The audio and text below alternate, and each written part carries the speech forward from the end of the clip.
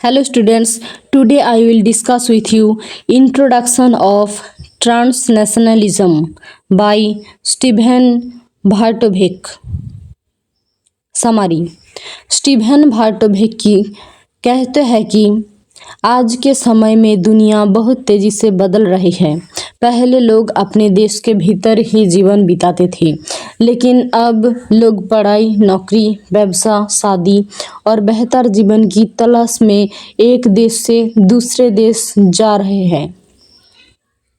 इसी कारण अलग अलग देश के बीच संपर्क बहुत ज़्यादा मजबूत हो गए हैं।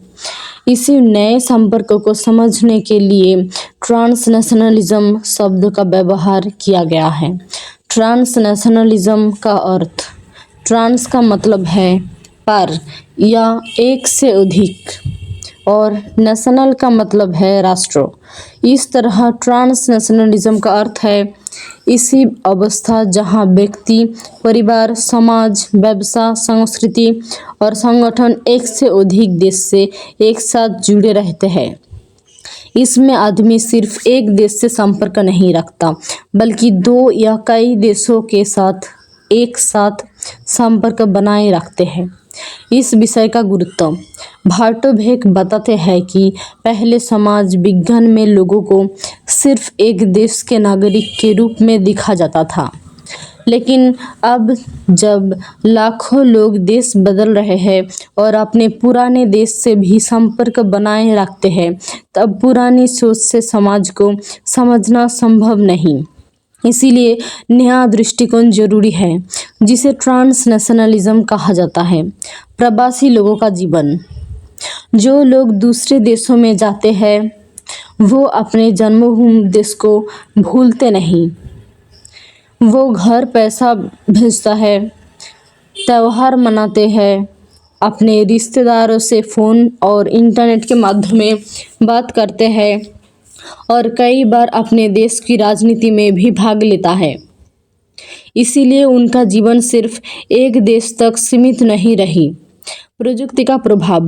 बार्टोवेक कहते हैं कि internet, mobile phone, social media और सोशल यात्रा ने दुनिया को छोटा बना दिया है। अब एक देश में रहकर भी दूसरे देश से रोज योगायोग किया जा सकता है। इस प्रजुक्तिगत विकास ने ट्रांसनेशनल संपर्कों को बहुत मजबूत बनाया है। आर्थिक संपर्क। आज बहु लोग विदेश में काम करें और अपने परिवार को पैसा भेजते हैं। इसे रेमिटेंस कहते हैं। इस पैसे से परिवार की आय बढ़ती है, बच्चे की पढ़ाई होती है और देश की अर्थव्यवस्था को भी लाभ होता है।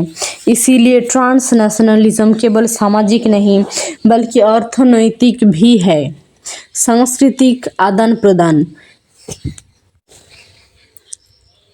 एक देश के लोग दूसरे देश में अपनी भाषा, खाबार, पोशाक, संस्कृति, धर्म, संगीत और रीति रिवाज ले जाते हैं। साथ ही वे नए देश की संस्कृति से भी कुछ सीखते हैं। ट्रांसनेशनलिज्म क्यों महत्वपूर्ण है? स्टीफन बार्टोवेक समझता है कि ट्रांसनेशनलिज्म सिर्फ एक नया शब्द नहीं है, ये आधुनिक समाज को समझने का एक नया तरीका है। आज के समय में लाखों लोग एक देश से दूसरे देश जा रहे हैं, लेकिन वो अपने पुराने देश से संपर्क तोड़ते नहीं।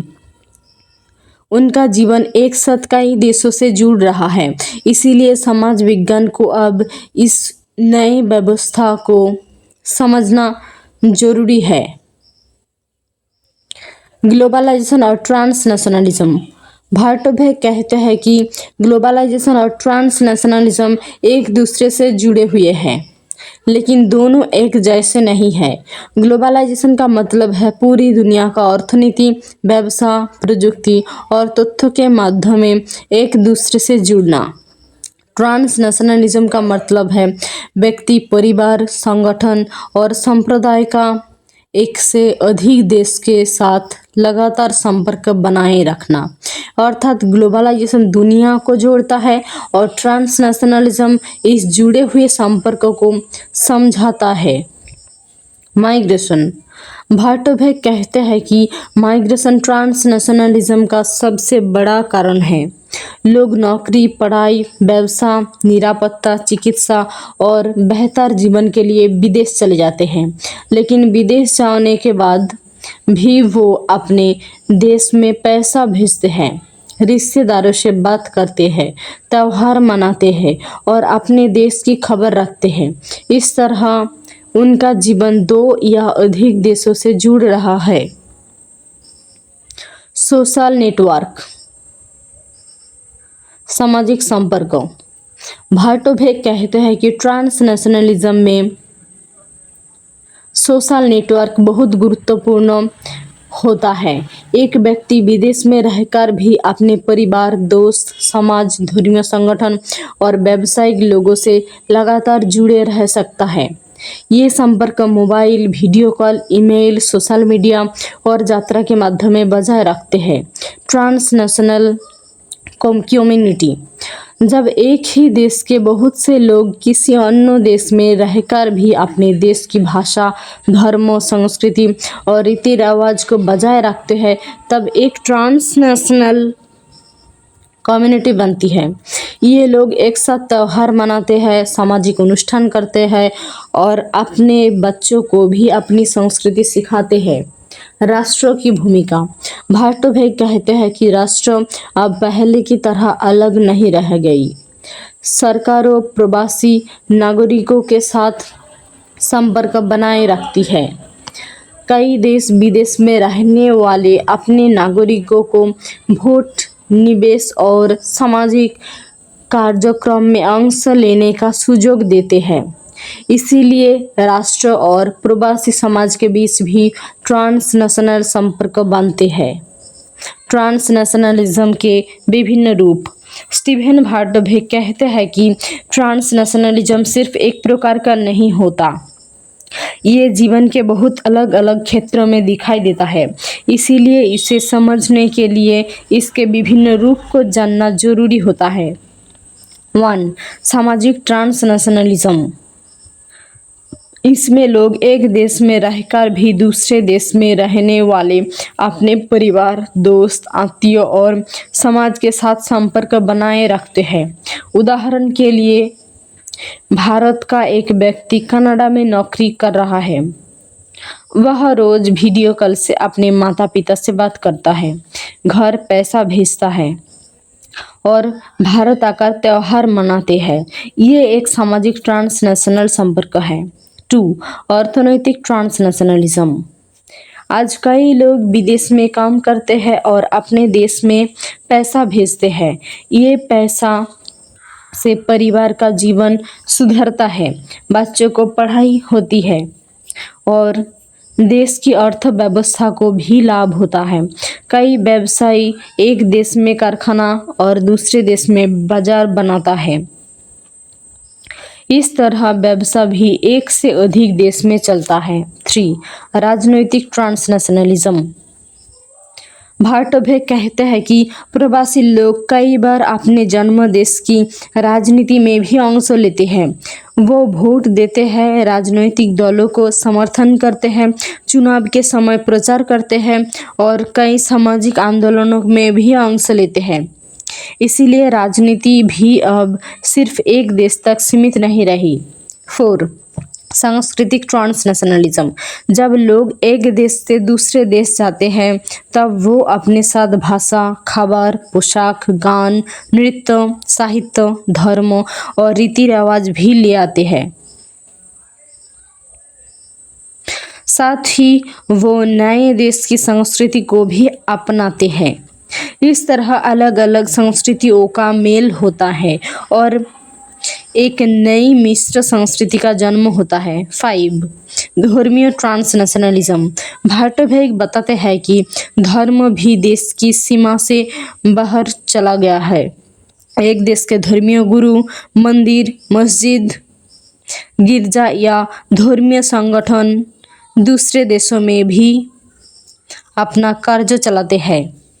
इससे अलग अलग देशों के विश्वासी एक दूसरे से जुड़े रहते हैं। प्रযুক্তি और যোগাযোগ का योगदान।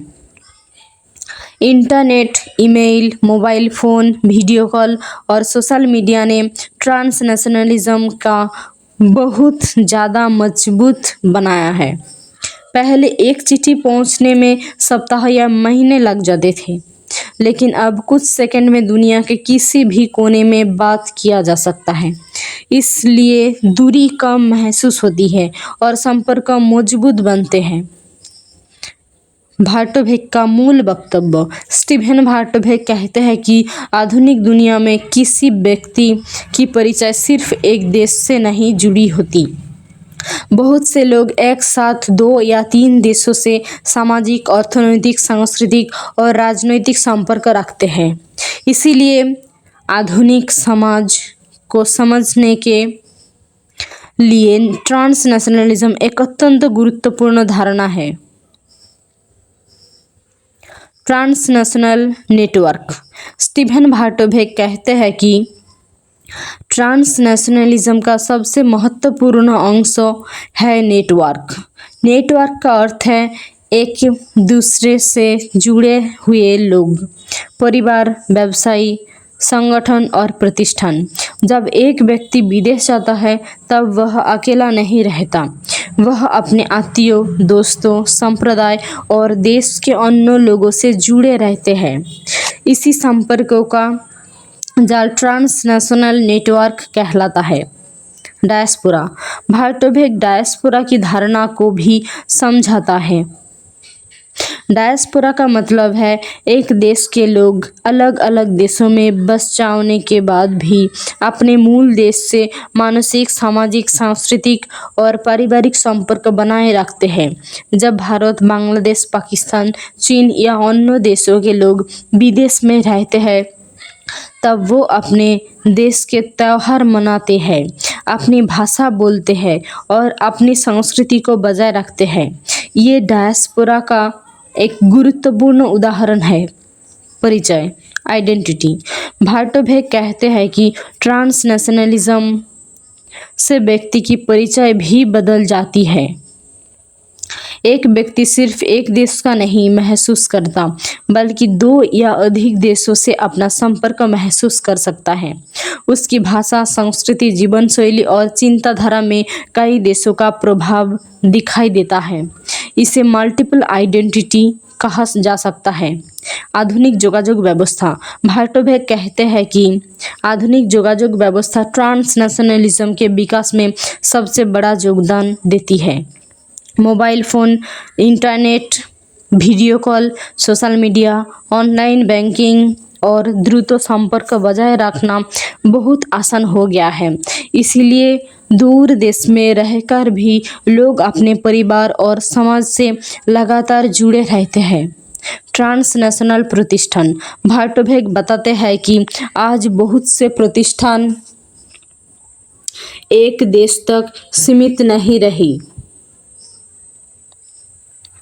बहुराष्ट्रीय कंपनियां, आंतर्जातिक शिक्षा प्रतिष्ठान, एनजीओ, धर्मीय संगठन और मानवाधिकार संगठन एकाधिक देशों में कार्य करते हैं।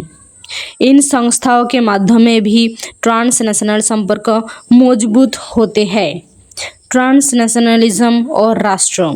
भार्टोवेक कहते हैं कि कुछ लोग सोचते हैं कि ट्रांसनेशनलिज्म से राष्ट्रों की गुरुत्व कम हो गई है, लेकिन उनका मत है कि राष्ट्र अब भी गुरुत्वपूर्ण है। राष्ट्र आईन बनाता है, नागरिकता देता है, वीसा और सीमा नियंत्रण करता है, लेकिन इसके साथ साथ राष्ट्र को इस नई वास्तविकता को भी समझना होगा जहां नागरिक एक से अधिक देशों से जुड़े रहते हैं। ट्रांसनेशनलिज्म की प्रधान वैशिष्ट्य।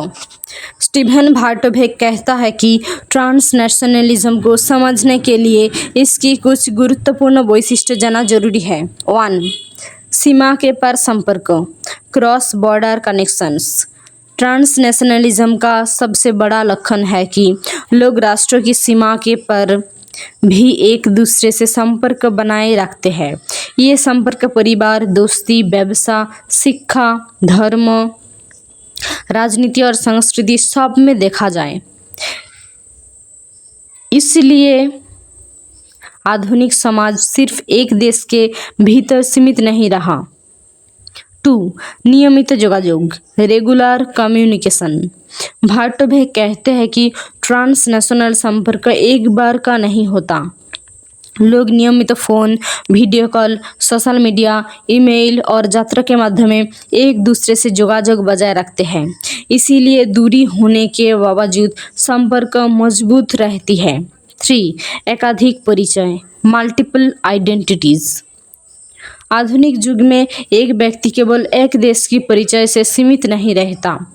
उदाहरण के लिए कई भारत में जन्म ले, इंग्लैंड में पढ़ाई में करे, अमेरिका में नौकरी करे और कनाडा में परिवार बसाएं, तो इसकी परिचय एकाधिक देश से जुड़ सकती है। भार्टोभे इसे आधुनिक समाज की एक विशेष वैशिष्ट्य मानते हैं। 4. संस्कृतियों का मिश्रण, कल्चरल मिक्सिंग। ट्रांसनेशनलिज्म के कारण अलग अलग देशों की भाषा, खबर, संगीत, पोशाक, साहित्य और धर्म एक दूसरे को प्रभावित करते हैं। इस प्रक्रिया से नई सांस्कृतिक ग्रुप का जन्म होता है। इसका मतलब ये नहीं कि पुरानी संस्कृति खत्म हो जाती है, बल्कि उसमें नए तत्व जुड़ जाते हैं। 5. अर्थनैतिक निर्भरता, इकोनॉमिक इंटरडिपेंडेंस।